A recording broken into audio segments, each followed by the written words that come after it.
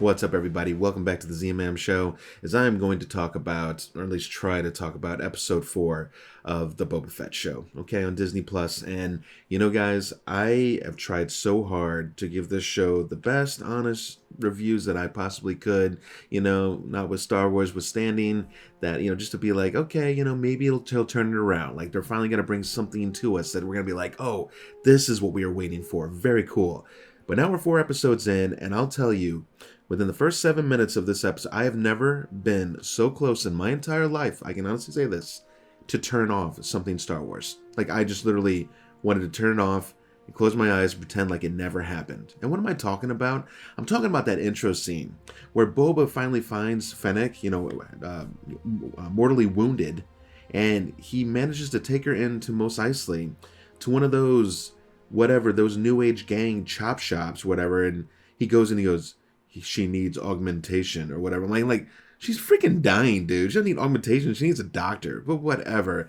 And just the whole scene was off. The music, terrible. What was I even listening to while they were working on her? And I'll tell you what it felt like. For those who are old enough to even know what I'm talking about here with Keanu Reeves. You ever seen the movie Johnny Mnemonic? That's honestly what I felt like I was watching here. Like some kind of cyborg type stuff going on or whatever. And I'm just like, I don't understand, okay? Yes, I understand they're trying to bring in a different, entity of like aliens or whatever like that, or human slash, droids or cyborgs or whatever. But is this Star Wars? I mean, you could slap any other name on this, and mind you, it wouldn't sell because nobody would be interested in it. But this isn't Star Wars. I mean, you might as well just create a whole nother IPO and then try and go with that. This is just one of many issues that was wrong with not tonight's episode, but the episode from last Wednesday. And again, I'm sorry I'm getting this out so late for those of you that do come out to watch, but I'm finally drawing my line in the sand, guys. This show is awful. It really is no good.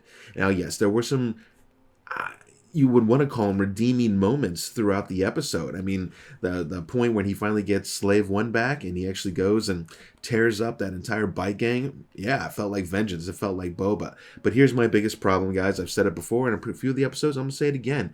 Boba is not a hero, okay? He is a villain. He has always been a villain. He's supposed to be a villain. And here we are trying to make him a crime lord boss. And, there was those scenes with Fennec in that episode when she even calls him out. She's like, time with the Tuscans made you soft. And he goes, no, it made me strong. And I rewatched that scene a couple different times. In fact, some of the highlights, I don't even know why, but I guess so I could give this a better review. But I was just like, I kept thinking to myself, no, you're not strong. You're actually pretty weak. And I was thinking back, and I made a comment to one of my buddies, and I know this is a little bit off, but when you think about it, if you think about the olden times, the medieval times, kings and queens that ruled, they didn't rule by respect, guys. They ruled by fear. That's what keeps everybody in line. That's why the Empire was able to do what they were able to do in Star Wars, because they kept all the star systems in line. Fear. That's why they abided to the Emperor, to Grand Moff Tarkin, to Darth, all them. I'm not saying it's right, but it worked, and there's arguments to say, hey, the Empire actually did bring order, but of course, many lives were lost because of it. But anyways, the point back to Boba is that Boba is just, he doesn't feel like a crime boss. He's supposed to be our hero, but yet he's trying to be tough, but yet he wants to rule by respect. I mean, I'm telling you, by the end of the episode, when he's talking with the other Tatooine crime lords, if you will, or mini bosses or whatever that own little territories, and he's trying to negotiate, basically taking on the Pikes. And these guys are like, they're calling him out. They're like, why don't we just kill you and just take what we want? And in the end, Boba has the Rancor randomly kind of reach up, and they're all like, oh shit, he's got a Rancor.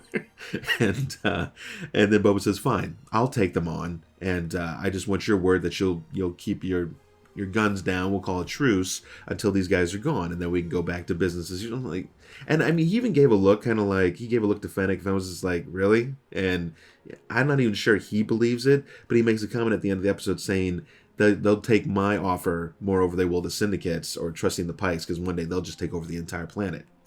Yeah, okay, maybe.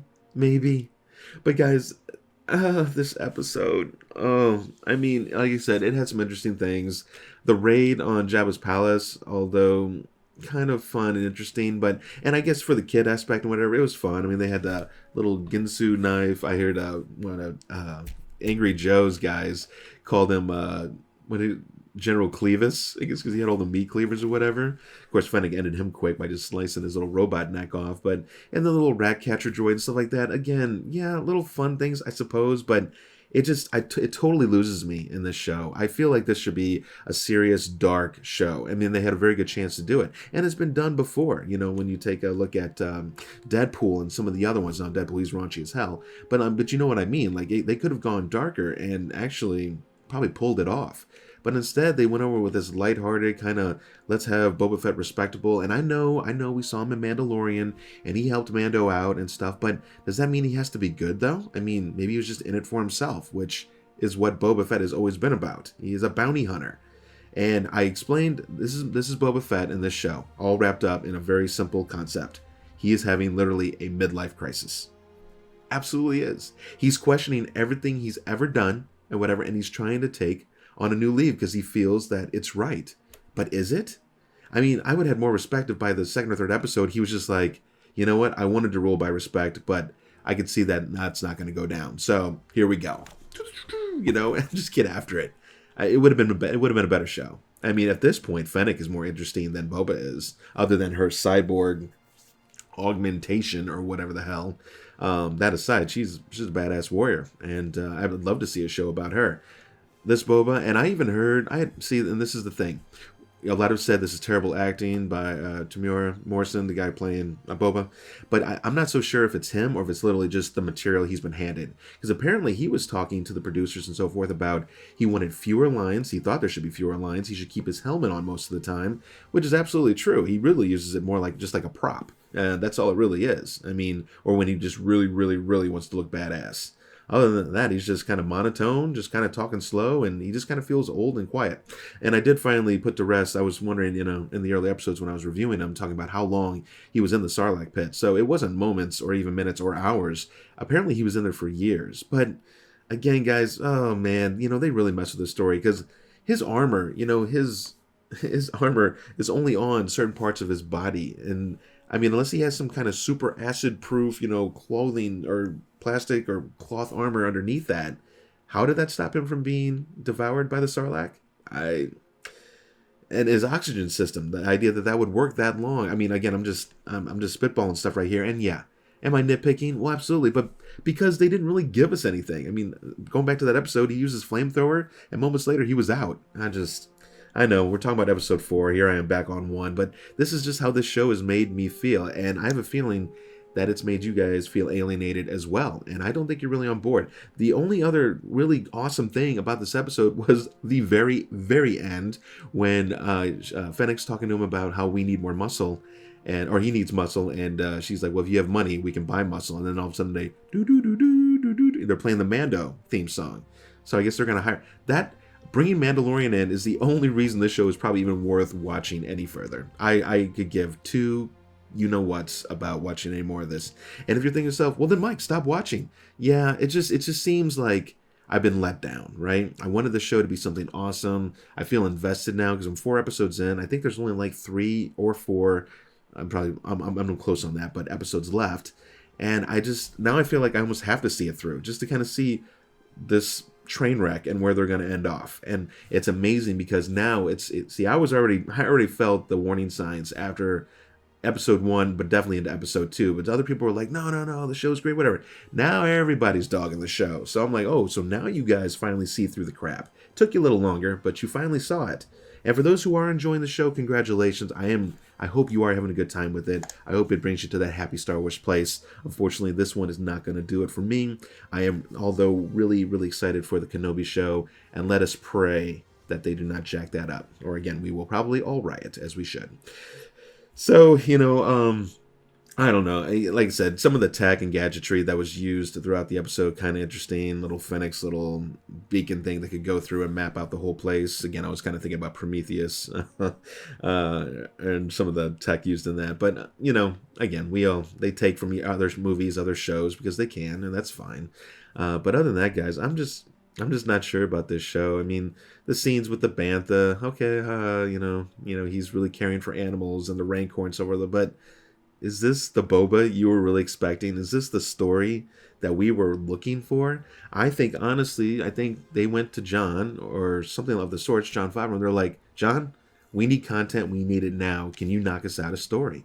And he's probably like, I can knock you out a story. That's all I'm going to say about it. It'll be a story. And I mean, by the time he brought it to him, they're probably like, well, this is what we have, so let's go with it. You know, this is something like I felt like Kathleen Kennedy would have produced, honestly, kind of given the female Fennec more of a predominant role, even though the show's supposed to be about Boba.